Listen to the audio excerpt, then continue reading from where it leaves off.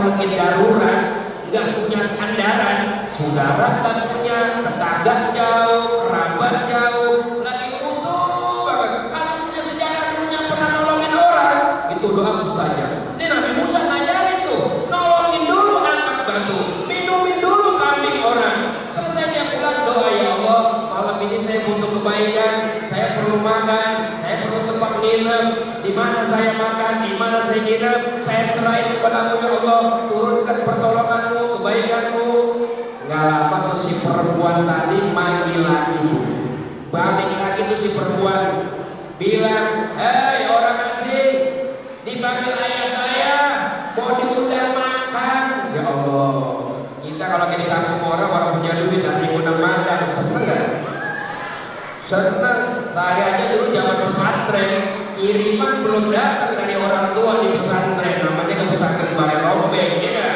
Iya, lagi orang punya duit, ada yang ngajak madang, senang banget jadi santri, diajak madang orang kampung, bener gak?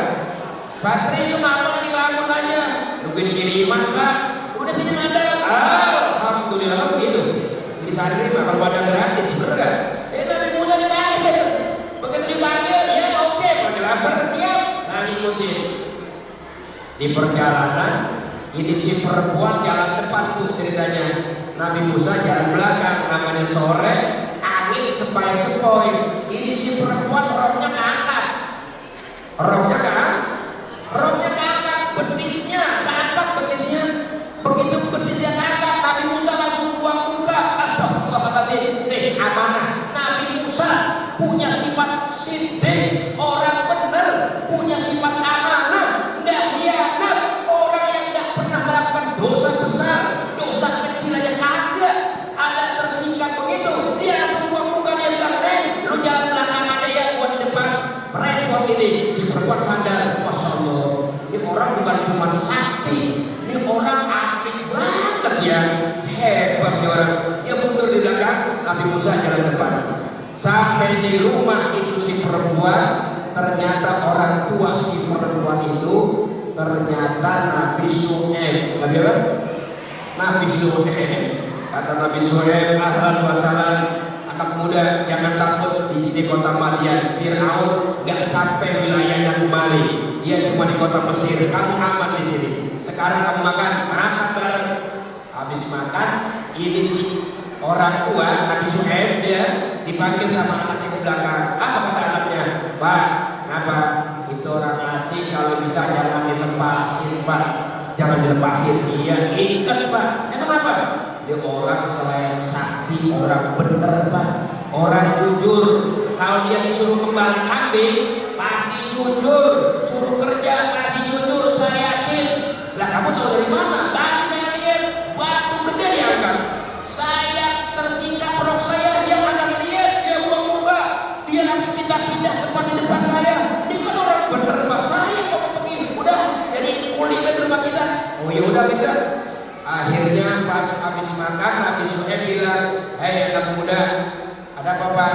Bagaimana kalau malam ini lu gua kawinin sama anak gua? Enak gak kira-kira? Tadi kan siang ketakutan yang madang di mana, tidur di mana. Lah sekarang mah madang gratis, tidur juga gratis nih. Nolongin orang, bener-bener. Saya nikahin, kata Nabi Musa, lah saya orang bawa apa? Orang bawa duit, nggak punya mas kawin, nggak apa-apa. Mas kawinnya ngangon kambing ya 8 tahun. Ngangon kambing 8, murah apa mahal tuh kira-kira? Ada nggak bu orang perempuan di sini kalau kita lamar ya dengan mas kawin jagain mobil 8 tahun gratis? Mas kawin, mas kawinnya ngangon kambing 8 tahun.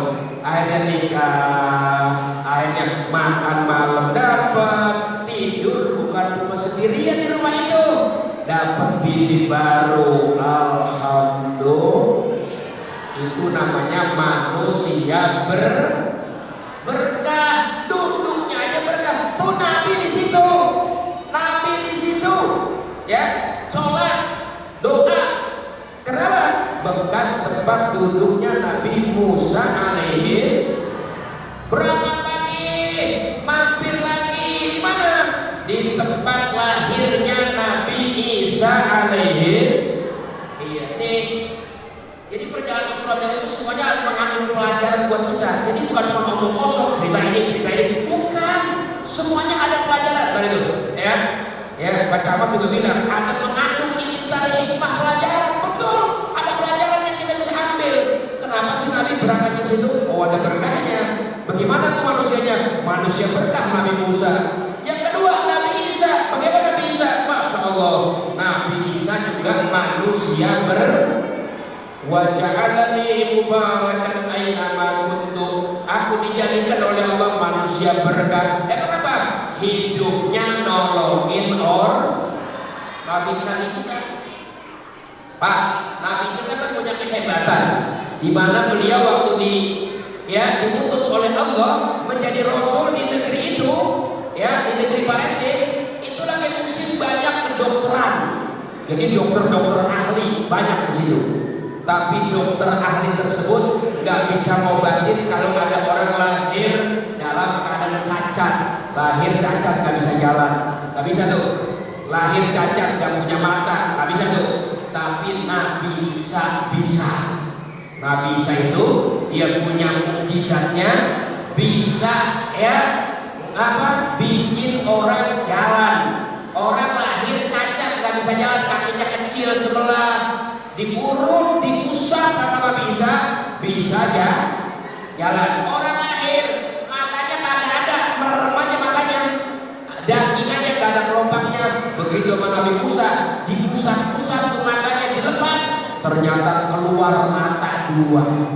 Itu Nabi Isa setiap hari Pak Bu, pasiennya nggak kurang dari 5.000 orang buta, 5.000 orang gempor dari lahir nggak bisa jalan. Sama Nabi Isa setiap hari pasiennya nggak kurang 10.000 yang gempor dan yang buta dari lahir. Hidupnya nolongin orang.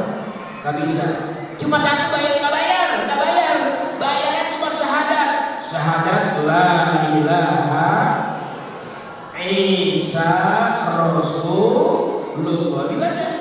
Ya, bahkan Nabi Isa lebih hebat lagi dari itu, bisa ngidupin orang yang udah mati. Orang udah mati ratusan tahun bisa dihidupin.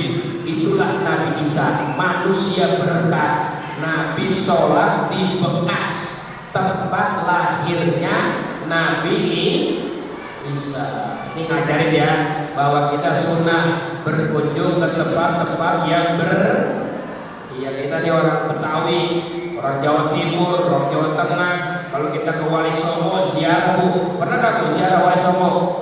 Ya, Pak, ziarah kita itu kan tempat-tempat berkah, tempat para wali-wali. Bagaimana kata berkah? Manusia datang bawa kedamaian ke Indonesia, nggak pakai peperangan, pakai akhlak. Orang masuk Islam, anak raja masuk Islam. Itu yang masih dikenal dengan Masjid Demak kan bagaimana? Itu kan Raja Fathahillah, anak raja ngeliat akhlaknya Wali Songo, Sunan Gresik, Maulana Malik Ibrahim tertarik masuk Islam. Makanya itu manusia berkah, tempat tinggalnya berkah. Termasuk kita di Banten, alhamdulillah punya manusia berkah, Sultan Hasanuddin itu kan berkah. Wah, dari 300 atau 400 tahun lebih Sultan Hasan sampai sekarang diziarahi.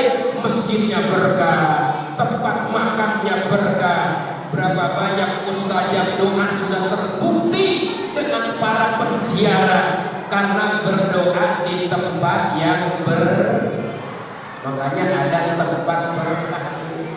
Termasuk kita di masjid tempat yang berkah di masjid. Makanya masjid jangan suka dibiasain ngomongin politik ya, betul. Masjid jangan ngomongin politik itu kayak Pak Camat tadi, netral aja. Masalah milih udah paham, bener gak? Betul. Ya milih udah paham, hak warga negara, ya hak warga negara milih mah bukan kewajiban, hak aja. Mau milih boleh, nggak milih juga ya orang dosa, betul. Iya kan begitu ya, milih mau nomor berapa boleh, ya nggak ada aturan apa-apa. Yang penting tadi itu yang berharga, menjaga Ini yang paling mahal, lupa. Yang paling mahal adalah persatu demokrasi namanya. Beda, boleh nggak beda pilihan? Boleh. Berantem? Jangan. Itu namanya demokrasi. Betul-betul. Makanya masjid tempat yang berkah, tempat zikir, tempat ngaji, tempat sujud, tempat munajat. Makanya kita ada di tempat yang berkah, di malam yang berkah. Alhamdulillah. Ya, makanya Allah bahasakan alladzi barakna haulahu. Untuk apa itu Nabi Isra Mi'raj? Allah bilang linuriyahu min ayat.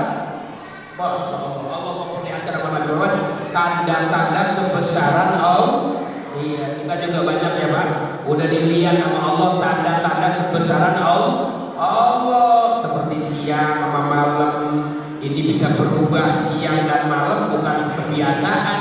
Ini bagian dari tanda-tanda kebesaran Allah. Tadi siang cerah, betul-betul. Siang cerah, terang, benar. Pada matahari, datang malam berubah. Itu kan bukan sesuatu yang biasa, luar biasa. Makanya kita disuruh tasbih. Wasabbihuhu bukratan wa asila. Bertasbih pagi dan sore. Itu namanya tanda kebesaran Allah. Wa ayatul lahumul lailu. Terusin. Wa ayatul lahumul lailu naslahu minhun nahara fa idahum mudlimun. Tanda buat mereka adanya Allah, adanya malam berganti. Siang tadinya siang jadi malam, jadi gelap, betul-betul. Belum lagi tanda kalau kita ke perang. Tuh, ada kapal feri gede banget, masuk mobil bis puluhan, truk kontainer puluhan, motor, mobil pribadi. Itu kapal segitu gedenya, muatannya mobil berat semua, di air bisa ngambang. Aneh apa kagak itu? Iyalah, masa biasa?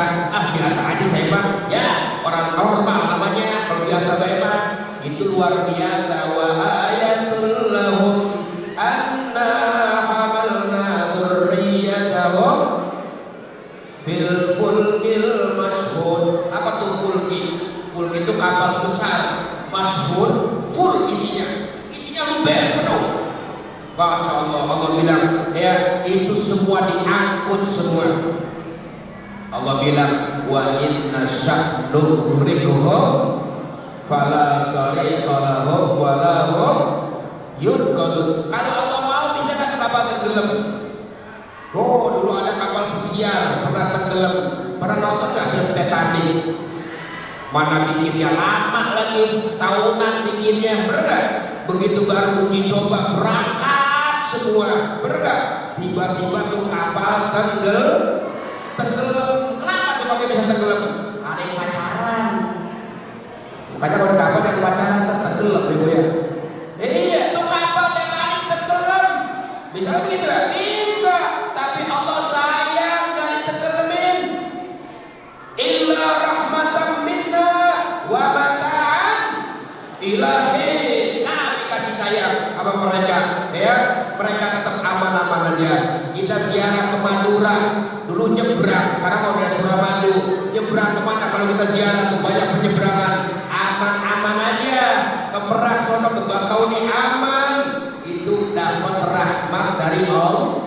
Itu ayat tuh ayat-ayat itu. La ayatil liulil albab. Inna fi khalqis samawati wal ard wa ikhtilafil laili wan nahar wal fulki allati tajri fil bahri bima yanfa'un nas wa ma anzalallahu minas samai min ma'in fahya bil ardi ba'da mautiha wa batha fiha min dabbah wa tasrifir riyahi was sahabil musakhkhari bainas samai wal ard la ayatil liulil albab. Itu tanda ya, ada.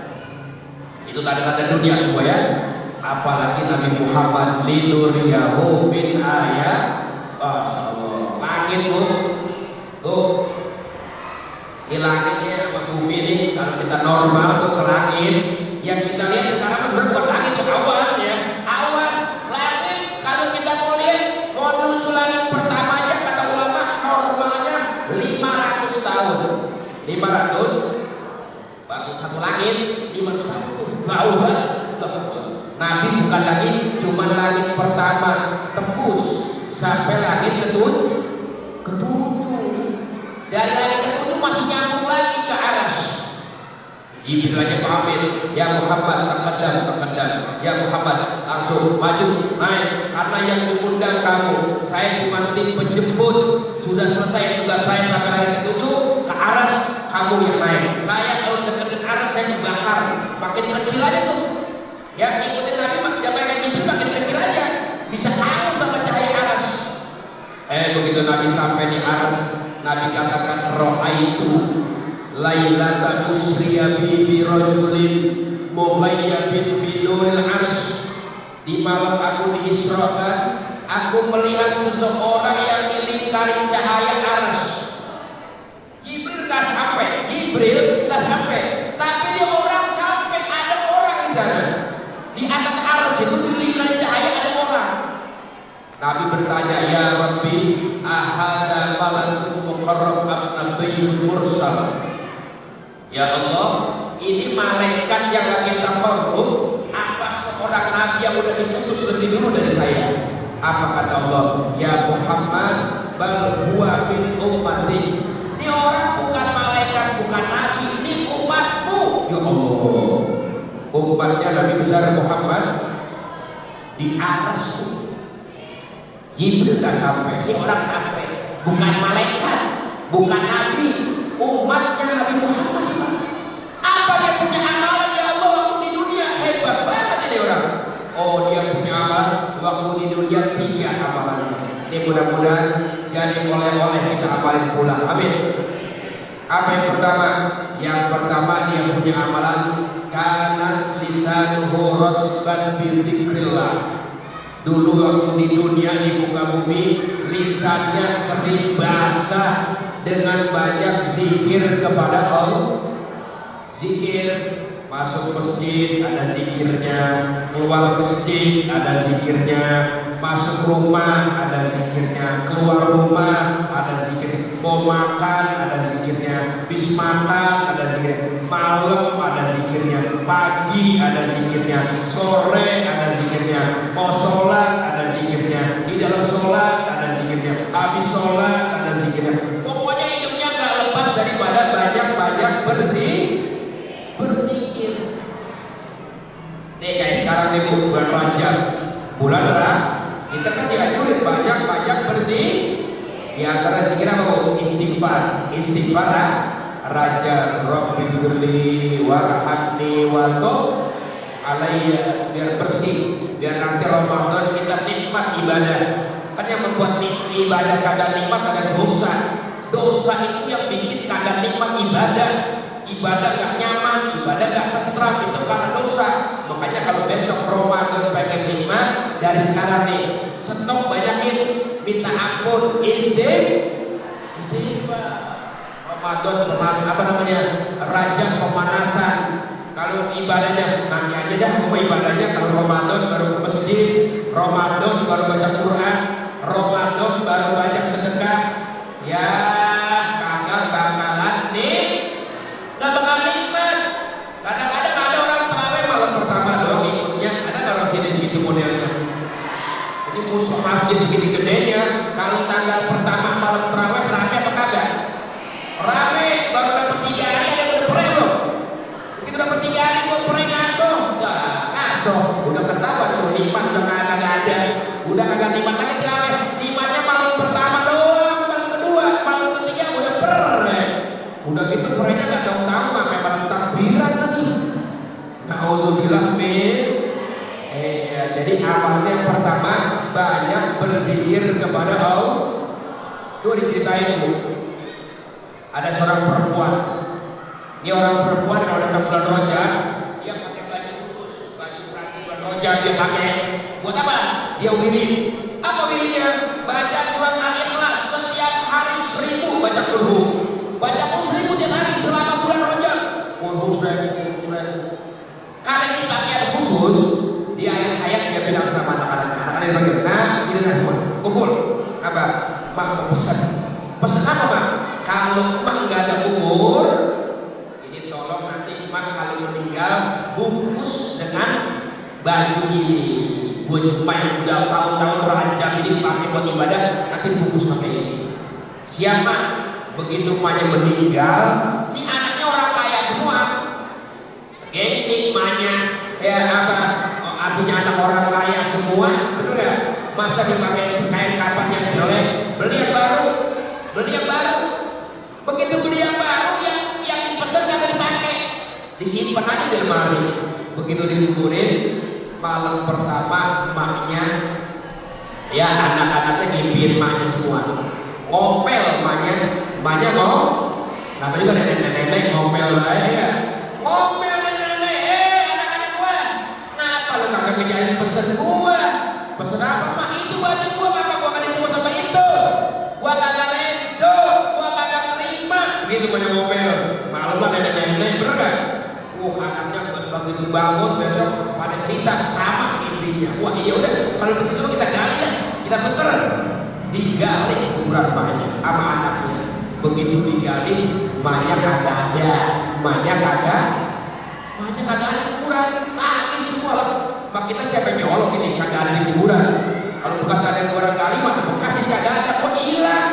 Tiba-tiba dari langit ada suara, hei para anak-anak, orang yang banyak ibadah di bulan Rajab, kami tidak tinggalkan, kami tidak biarkan di kuburan sendiri. Dia udah naik ke aras. Iya, itu adalah umat Nabi Muhammad Sallallahu Alaihi Wasallam. Zikir kepada Allah. Yang kedua, apa yang kedua amalannya? Yang kedua amalannya adalah waqalbu mu'allaqun bil masajid. Hatinya terikat sama masjid. Ini bapak-bapak dan bapak ya. Mudah-mudahan semuanya habis Isra Mi'raj kita ngamalin, praktekin biar punya hubungan sama masjid. Amin. Ya jangan cuma amin, praktekin ya. Habis Isra Mi'raj jaga sholat 5 waktu di masjid. Karena itulah orang yang tinggi derajatnya sholat berjamaah di masjid. Ibu-ibu, Bu, kita kalau punya laki sholat di rumah dulu. Omelin Bu sekali-kali, ya kan? Kita kan orang wadon kan paling bisa ngomel anak, bener gak? Kalau nantah kurang ngomel gitu ya. Pulang telat ngomel kan gitu ya. Pernah gak ngomel laki sholat di rumah dulu?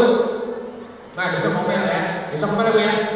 Kalau masih ada laki sholat di rumah dulu, besok-besok siapin Bu mukena sama BH. Bagian sholat di rumah kayak wadon dan bayang di masjid. Orang laki berjamaah biar ta'aluk sama masjid. Nah biar ta'aluk ya. Orang-orang soleh punya ta'aluk sama masjid. Rajulun qalbuhu mu'allaqun bil masajid. Yang terakhir, ini orang laki-laki punya amalan walam yasubba walidayhi, nggak pernah nyakitin kedua orang tuh. Ya Allah, hidupnya berkah, banyak zikir, rajin ke masjid, kagak nyakitin perasaan orang tuh. Nabi ketemu itu ya, Masya Allah, berkahnya. Sampai akhirnya Nabi dari aras naik lagi, masih naik lagi tuh. Kemana? Ada namanya mustawa, tempat yang paling tinggi, mustawa. Dari mustawa masih naik lagi ke Rafraful Akhdar. Begitulah maksud daripada ayat linuriyahu min ayat. Terakhir ini yang paling mahal, yang paling istimewa. Nabi berjumpa Allah Subhanahu. Dalam perjumpaan itu Nabi memberikan salam penghormatan yang begitu indah. Nabi katakan at-tahiyyatul mubarakatus shalawatut thayyibatu. Itu ucapan Nabi di saat berjumpa dengan Allah. Makanya kita juga kalau sholat begitu, as-sholatu mi'rajul mu'min. Sholat itu kan mi'raj orang beriman. Jadi kalau kita lagi tahiyat nih, satu tahiyat, Pak tahiyat, at-tahiyatul. Hadirkan di hati kita ini kalimat yang dulu Nabi pernah mi'raj diucapkan di hadapan Allah. Sekarang giliran saya umatnya mengucapin ini di saat sholat kita mi'raj di hadapan Allah. Makanya hadirin, Allah lihat, Allah saksikan, Allah tatap, Allah mandang sambil mengucapkan at-tahiyyatul mubarakatul sholawatul thayyibatul. Itu Nabi mengucapkan begitu, langsung dijawab sama Allah, assalamu alayka ayyuhan nabiyyu wa rahmatullahi wa barakatuh. Dalam kondisi asik bersama Allah, Nabi tetap ingat sama kita. Nabi katakan assalamu alayna wa ala ibadillahis. Itu namanya hubungan seorang hamba kepada Allah. Mudah-mudahan kita bisa praktekin, amin ya robbal. Jadi pulang dari sini, hadiah terbesar adalah menjaga sholat 5 waktu. Oh Pak, jangan sholat mundur-mundur. Mari kita kerjakan sholat di awal waktu. Sholatlah berjamaah di dalam masjid. Ini namanya hafizu ala sholawat. Jaga sholat kita dari waktu. Untuk apa? Sebagai hadiah dari Allah buat Nabi dan kita umatnya. Tadinya sholat bukan 5 waktu Bu, 50 tadinya. Jadi 5 waktu. Makanya sholatlah dengan penuh sukacita, riang gembira, alhamdulillah. Untung sholat 5 waktu. Coba kalau jadi 50 gimana kira-kira? Lah saya juga seperek kali Bu ya. 50 waktu. Makanya bersyukur. Untung ada Nabi Musa. Nabi Musa nanya, Muhammad dapat apa? Sholat 50. Waduh, kita kurang loh. Gak kuat. Sampai dari 50 diskon jadi 5 waktu. Alhamdulillah. Kita kan kalau barang-barang turun kira ya ada diskon kita kejar, benar. Ini hadiah terbesar, sholat 50 jadi 5 waktu. Makanya kalau mau jaga 3 perkara. Yang pertama, jagalah sholat di awal waktu. Yang kedua, sholatlah dengan berjamaah. Yang ketiga, sholatlah dengan penuh kekhusyuan. Insya Allah hidup kita bakal berkah. Amin ya rabbal. Ini yang dapat sampaikan, mudah-mudahan ada manfaatnya. Ada tamu wa iyyakum ajma'in. Assalamualaikum warahmatullahi wabarakatuh.